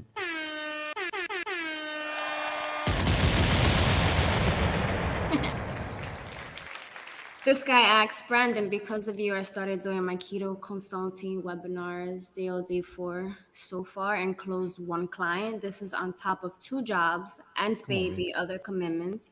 You're a true inspiration. Can I work for you? Hey, yo, shout out to you, brother. Congratulations. Hit me up on the gram. Let's see. Let's see, man. What was his name? Nutella? Nutella, hit me up on the gram, bro. I'm not even gonna try to see. And we'll see we can see if we work it out, Nutella. You know what I'm saying? Shout out to you, but congratulations. Username Ryan, why didn't you move to Puerto Rico for the Act 60 tax advantages? Because you have to live in Puerto Rico. That's why. It's I looked at it. But I was like, man, I can't do this. You know, Puerto Rico's a beautiful country, but you know, I was living in Manhattan for 15 years, and to go from Manhattan to Puerto Rico was it was too big of a leap for me, right? And plus, I speak Spanish well. You know what I'm saying? Yo hablar un poquito español para hombre. Dos gatos, vos leches con señorita. Cuatro de mesa, agua fuertes. Ejercicio gimnasio. Porque un mundo para razón. Right? So I speak Spanish really well. But I didn't want to speak it all the time. You know, I like, and you gotta speak a lot of Spanish in Puerto Rico. I mean, maybe you don't. I don't know. It just my lifestyle wouldn't have been the same. Like, you know, so what I decided to do was to just move to a state with no income tax. And I was thinking about the cities in states that have no income tax. So I was like, okay, the only cities I like in those states are Las Vegas and Miami. But Las Vegas is the desert, and human beings were not meant to live there. I don't think that mammals, I don't think God clearly didn't want mammals to live in Las Vegas, Nevada, right? So he made the climate more suitable for reptiles, warm-blooded creatures that lay eggs and have scales. And I was like, all right, fuck that. Then I was like, Miami. Miami. I like Miami a lot. Miami's always been kind to me. And I think, you know, I lived here in 2007, so I had some reservations about that. But all the ops are dead or in jail. So I was like, you know what, Miami might be the right time to make my return, my triumphant return to Miami. So I moved here, and it's dope. You know, no state income tax, beautiful weather. You know what I'm saying? You know, I literally brought sand to the beach. Because the beach is like right there. And I brought my girlfriend. I brought her down there. I said, hey, girl, coming with me. Leaving New York. Right? We going to Miami, right? And she's Dominicana. You know, so she felt good being back in her natural habitat, you know. A climate that's more appropriate to the people of the indigenous regions. You know what I'm saying? She felt right at home. It's like, baby, is the climate similar to the Dominican Republic? Is the climate similar? Dominican Republic is way hotter, less humidity. Caliente. But it's very similar. On to the next question. Caliente ahora. All right. What's that? Ariel asks, what's your favorite cologne? What's my favorite cologne? I don't wear a lot of cologne. What's that shit I got, girl? What's that shit I got? You that have Louis. like I got that Louis. Louis. Yeah, I just go in the Louis store and I make my girl smell shit and then pick it out, and then that's what I wear when I remember. When I was in college, I used to wear Curve. That was my shit. When I was in college, because I was poor. Oh, what? Oh man, we got some Philippines. Income Tools is showing love. Here's my offering from the Philippines. Good word today, Brandon. Hey man, shout out to you. Shout out to you, brother, man. Mm-hmm. And $4.99. Had to do a presentation. Mind went blank. Tomato face and my voice started squeaking. Have you ever struggled giving presentations? I haven't struggled like that. I've gave bad presentations and bad speeches. Well, they weren't bad. The audience didn't resonate with them. The audience was wrong. And I think that's why, like, most of the time when I do public speaking, I do a good job, because I don't, this is weird. This is gonna be weird. I don't care what they think. Right? I'm going up there. I know this shit is dope, and these motherfuckers is lucky to be listening to me. And I think I think the right word for that is narcissism. That part of my brain that like values the opinions of others doesn't really work, which is good if you're on social media, because people can be harsh here, you know. But if you don't feel that emotion of shame, then it works out well for you. So even when I bombed, I was like, yeah, you know what I'm saying? Whatever. They wrong. Shit, that shit was fire. Right. So I'm not a good person to get advice from on that, because I clearly have something wrong with me. We have one more. If you had 2 exercises to do for abs and nothing else, which 2 would be your go-to? So here's one thing about abs. There's a lot of bodybuilders, like pro bodybuilders, who don't train abs specifically at all, because they get so much work from doing like your compound exercises, because the abdominal muscles, their main job is to provide stability for your body. So there's a lot of bodybuilders who don't do a lot of specific abs training. So just keep that in mind, right? And like my boy Mike Rashid, he doesn't train abs either at all, and he's got a 6-pack and all that, but it's just from his compound lifts, you know. Excuse me.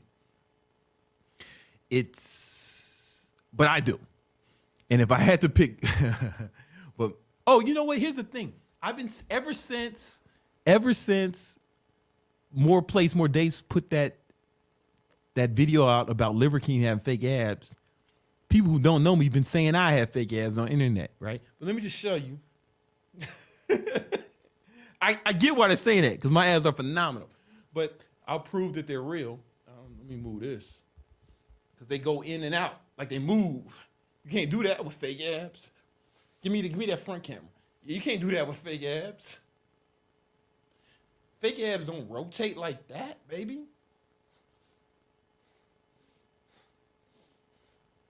You can't do that to a fake ab. You gotta get all the angles. You know what I'm saying? Then I got the little side abs too. Fake abs don't do all that. They don't do that. You know what I'm saying? So I just wanted to clear that up. And if I had to do just 2 exercises, I really like rope crunches.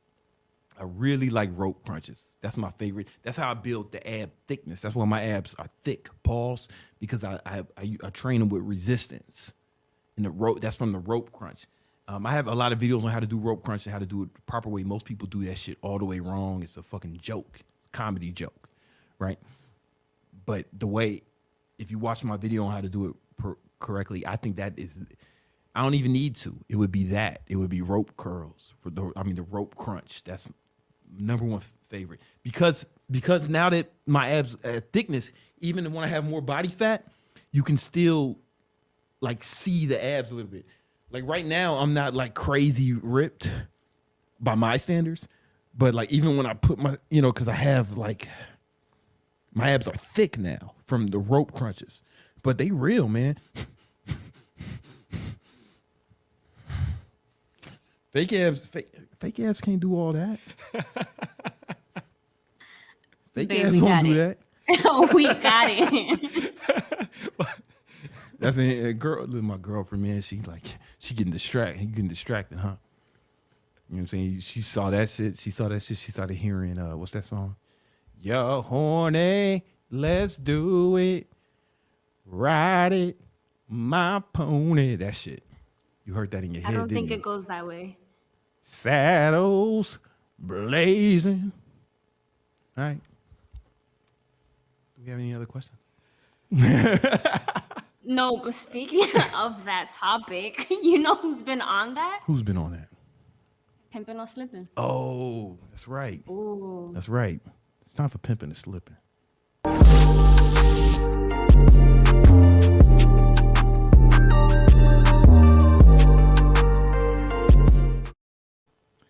Pimping or slipping. Pimping or slipping. This week,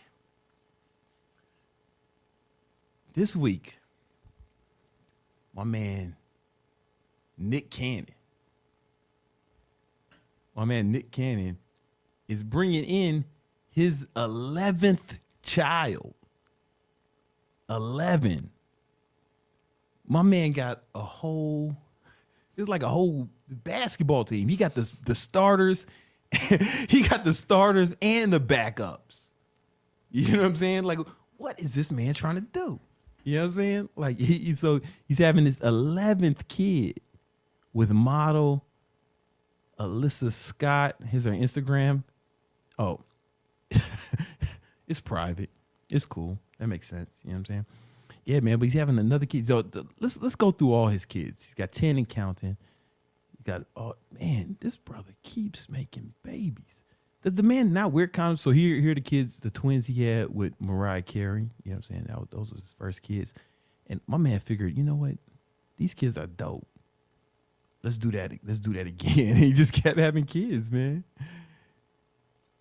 Now, people say family's important, more important than money. Could he be a good father to all those kids without money? Could he? I don't know. I find that difficult to believe, right? But because he's balling, he's got millions. I'm sure these kids are well taken care of, man. You know, you look at him, man. He's taking them to Disney World. The mothers all seem happy, right? This is like the Instagram model Hall of Fame. You know what I'm saying? Nick Cannon is out here. Now, far be it for me to make a judgment on people's lifestyle choices, right? But goddamn, man, like, I would use condoms at some point, maybe after kid 5. But I think he's doing it on purpose. I don't think it's an accident, you know. But I guess, you know, you do what you want when you pop, and you got enough money. I guess you can have as many kids as you want. Kids are expensive, man. Jesus. Yeah, someone says he thinks he's Genghis Khan. Yo, man, he is out here, you know. I recommend to you guys, if you don't want to go the Nick Cannon route, guys, here's what you do. Real talk. You gotta have some bread to pull this off. You have a lot of money. Freeze some sperm. Get a vasectomy. Now you got the sperm on the side. You got some kids on ice, on deck, whenever you're ready, right? Boom. You meet a girl, you get married or something, and you decide you want to have a baby. No fucking problem. You get to go I got all this sperm in the lab, just waiting. I had them boys on the bench. Let's put them in the game. They've been waiting for this, you know? And then boom, you can plan the pregnancy. Now it's expensive. IVF is expensive, right? And freezing sperm is expensive, and you know, getting a vasectomy is expensive. But it's cheaper than an unplanned pregnancy. It's cheaper than unplanned pregnancy, and it's not like wildly expensive. Stop being poor, dummy. Start making bread. That's all I be talking about, man. Get some money. Stop being poor so you can do that shit, you know? And that way you can actually like plan your pregnancy like a responsible adult. I think that's a solid strategy. Unless you just like Nick Cannon, you just want to have, I don't know what number you think he's going to stop at? Like, how many kids is enough? I think 11 is more than enough. but it seems to be no end in sight. You know what I'm saying? So I don't know. Y'all let me know, man. Y'all think he pimping or slipping? I don't know, man. Are there any other questions or comments or anything about this that deserves our attention? Nah. What's she saying? Where's my girlfriend? Minovia, por favor. I'm right here. I was saying that 11 is way too much. That's a whole soccer team right there. You can actually build a football team as well if you have a few more. Oh, you know what? We actually got, hold on. Let me see if I can. Okay, we actually got a screenshot of her Instagram because I don't follow her. But you follow her, girl? I don't follow her. I don't know what you did. That shit was private for me. Public. Nope, her page is public. She blocked me? Maybe. Why? Yo, hold up. Why did Nick Cannon's baby mama block me, man? I don't even know her. You tell me what you did. You know what I'm saying? She's gorgeous. Maybe I forgot. She lost the first baby that she had with Nick Cannon. That she already had a baby with Nick Cannon. He passed away. Oh, this is not Nick Cannon's baby. It's someone else's baby.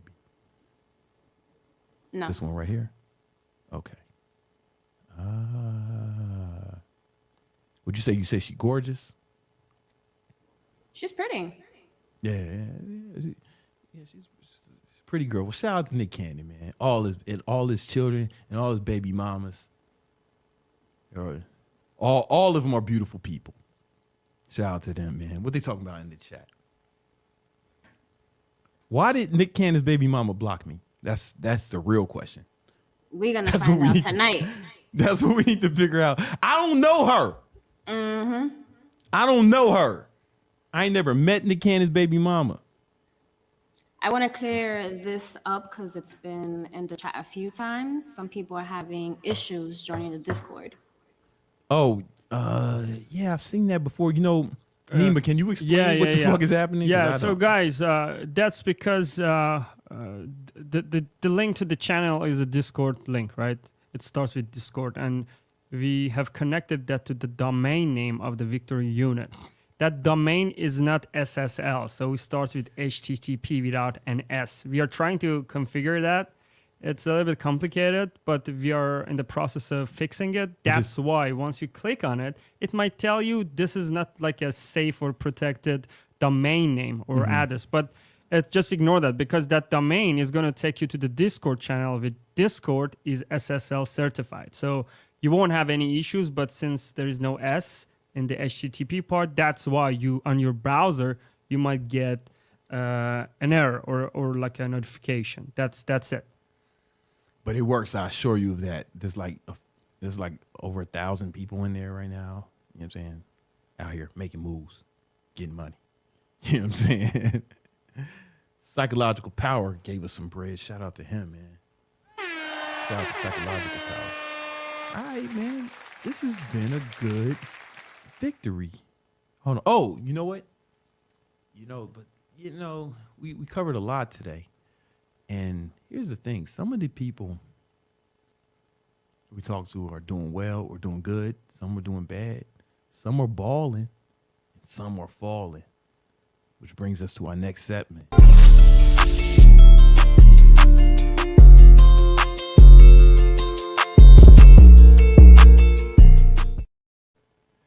Balling or falling? All right, hold on. Let me pull it up, man. I'm off point today, man. I'm gonna be honest with you. I am not killing this shit today. Let me see if I can bring this up. All right. So the new Drake album came out. All right, Drake and 21 Savage, and Drake was out here dissing everybody, man. Drake was going hard. So he dissed the first one was this is pixelated Drake, right? So the first diss, he dissed Megan Thee Stallion. Well, they say he dissed it, right? The line, it sounded like it was just a play on words, right? What was that exact bitch lying about getting shots, but she's still a stallion. So I don't think he was talking about Meg. He was just playing off of it, right? Because you don't have to show this. He's just playing on words that rappers do, because I guess he was alluding to women get some sort of procedure, some kind of shots. Baby girl, what do girls get in the butt to make the butt big? They get a shot. Can you tell us more about that? I mean, she ain't never got him, but do you know about it? Yeah. I think it's like shots, right? I don't think he was talking about. I thought he was talking about like actual, like some sort of injection, or they just talking about the regular BBL. I think he's just talking about regular BBLs. BBLs. All right, talking about BBLs, right? And he said the chick was lying about it, but she's still bad. But I guess the disrespectful part was alluding that Megan is lying about getting shot, but she's still bad. All right, so Megan didn't like that. Megan didn't like that at all. And then did Megan have a response? I think what did Megan say, man? Oh, yeah, stop using my shooting for clout, bitch ass niggas. Since when the fuck is it cool to joke about a woman getting shot? You niggas, especially rap niggas, are lame. Ready to boycott about shoes and clothes, but dogpile on a black woman when she says y'all homies abused her. She pulled out every card, man. She pulled out the race card, the woman card.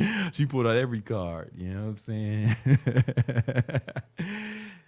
Oh, shit. Yo, people just don't believe that she got shot. That's all. Like, people just don't. No, it's not like it's not like anyone's trying to, I don't think anyone's trying to dogpile on a black woman. I think that they just don't believe her. They just don't believe her. You know what I'm saying? It be like that sometimes, you know? And I'm not saying I don't believe her. I don't know what happened. I wasn't there, nor am I an attorney, but, you know, people don't believe her, right? Then he dissed Serena Williams' husband. And line go, sidebar, Serena, your husband's a groupie.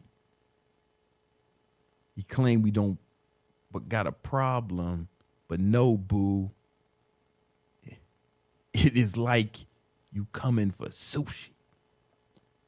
All right, so he called her husband a groupie, right? Yo, Serena ain't thinking about you, my nigga. Yo, Drake, chill out. Serena ain't thinking about you, man. This nigga here, he's the founder of Reddit, right? He's a fucking billionaire. He's doing, I think she came up. It sound like, I don't know, it sound like Drake might be a little salty. You know what I'm saying? For whatever reason. That's what it sounded like to me, but I don't know, man. I'm sure Drake is doing fine. I love everybody. I ain't trying to show shots at nobody, you know what I'm saying? I fucks with Drake. Drake's my favorite rapper after Hove, you know? So, but maybe he just wanted to throw some fucking shots at this nigga because he fucking a girl. He married the girl he liked. But my man responded, and he was like, yo, the reason I stay winning is because I'm relentless about being the absolute best at whatever I do, including being the best groupie for my wife and daughter. And I'm like, oh, little baby. You know what I'm saying? Dude's a billionaire, man. He ain't tripping. You know what I'm saying? I don't think he's tripping off that. You know what I'm saying? Then he dissed Kanye West, linking with the ops, bitch.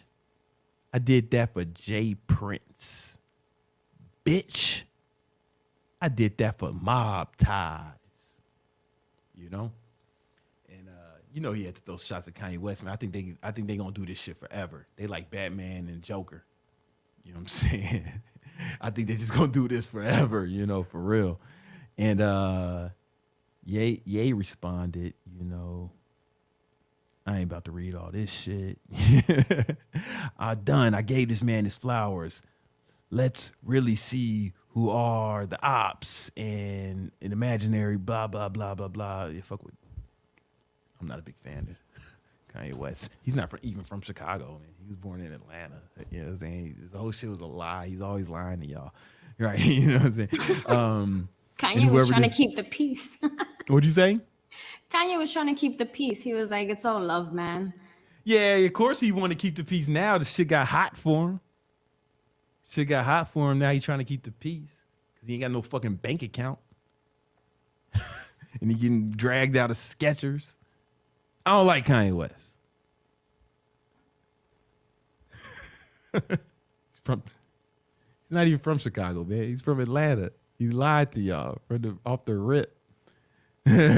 He's been lying to y'all, you know. Then he bit some dude named Drum who will skip because I don't know who he is. And then he dissed Ice Spice, well, allegedly, right? She get 10 trying to rap. It's good on mute. Yeah, it's good on mute. Shh, right? And Ice Spice responded and she tweeted, "At least I'm a 10." I don't know if that was about her, honestly, because if someone were to rate Ice Spice as a 10, that sounds a bit generous, in my humble opinion. But what do I know, man? Maybe, you know, beauty's in the eye of the beholder. I ain't got no beef with Ice Spice. You know what I'm saying? She's probably cool. You know what I'm saying? I don't know. Some people like that. She look like that doll. You know what I'm talking about? Raggedy Ann. Google it. You know what I'm talking about, man. She look like one of them dolls. But you know, maybe that's a 10 for Drake. I don't know. You know what I'm saying? I don't know if that was about her. I think she's being a little presumptuous, in my opinion. But hey, I like the album. I like the album. I like when Drake is talking that gangster shit, you know, like when he's talking that shit, you know. Oh shit. Crying Drake is not my favorite version of the boy. You know, I like that shit. It sound like, you know, I could commit a crime too. I don't commit crimes. I'm just saying, like, I like the music that sounds like a good soundtrack to a crime. I just like the music, right? And I think 21 Savage was able to bring that side of Drake to the forefront where it belongs. And 21 was spitting on that shit too, man. Like, he's not from Atlanta. He's from London, but I fucks with London real hard, man. I love London, so I'll allow it. Yep, the best rap album this year came from a Canadian and a British guy. And I like it. You know, and I don't mind Drake showing these shots at these people. Fuck them. Word. This has been Victory. Are there any questions or is there anything I need to address? Any comments that I need to quote? Psychological power is a serious question. Come on, brother. Don't ask me questions about asking me questions. Just ask the question. Yeah, ask the question in the chat though. Yeah, man. Don't ask me questions about asking me questions. You know what I'm saying? Is there anything that we need to address that was in the chat? I don't see the chats, guys. My Minovia sees the chats. You know, she shows the ones that are the dopest, the best. We have a few questions that we can answer if you're feeling nice I know tonight. we got to wrap it up soon, but I'll ask if I end it on a. Also done there, Dub.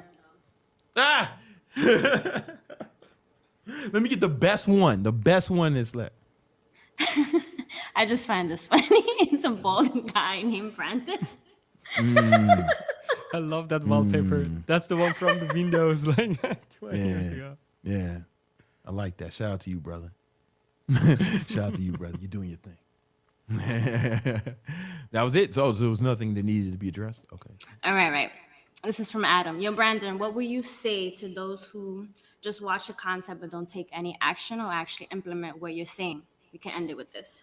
Oh, I mean, I get that, right? Because I am charming, charismatic, and hilarious.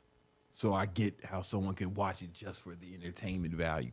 But if you would apply the information historically, that's yielded, you know, tremendous results for literally thousands of people over the past decade. You know what I'm saying? So I suggest you hop on the train, brother. You know what I'm saying? And there's even more of that in the Victory unit. It's for free. We got free courses. We give them free advice. It's basically a congregation of champions people who are obsessed with victory in all levels. You know, we talking about money, mindset, and muscles, right? Getting all of those strong, right? You notice I didn't say women, I didn't see females, because if you get your money right, get your muscle right, and you get your mindset right, your biggest girl problem would be too many of them. You're gonna be fighting them off. You're gonna have to walk around with a baton, beating thoughts off of you. And my I'm telling you, my end game with the victory unit is to make so many guys who are strong, financially successful, and mentally capable, to produce so many men of that caliber that there is a big enough market for me to put out my Thot Repellent product, right? But right now, there's not a big enough market. There's not enough of us. You understand? So, because I want to make the Thot Repellent for me, right? But it's like, okay, I got to put all this research and R&D into making this product. I got to get the nerd scientists together in a lab, and I got to spend millions of dollars to come up with this product that repels thoughts, right? And it's a product that I need, but I'm just gonna be paying millions of dollars to have this produced. I'd rather make some money off it, but I gotta create the market for Thot Repellent. That's the end game of this. If you're wondering what this whole thing is about, why I spend all this money on a podcast and make a free Discord to give away all this free shit, because I need to make a big enough market for Thot Repellent, so I can actually bring this product to the market, because I need it for me. But I want you to need it for you. Right now, I just keep my girlfriend with me everywhere I go. And, you know, she be like threatening to stab bitches and shit, you know? But I don't want her to go to jail for stabbing hoes, right? So I need to develop Thot Repellent. I don't know. That's the end game, guys. Join the Discord. Let's try to make this dream come true. One more belly roll? They want to need another belly roll? One more belly roll, one more preaching. Let's do it. Ride it, my pony. Saddles blazing. Come on, man. If you watch that and you're questioning your sexuality, it's okay. It's an appropriate response. It happens. I'm sorry for making you gay. Join the victory unit. Which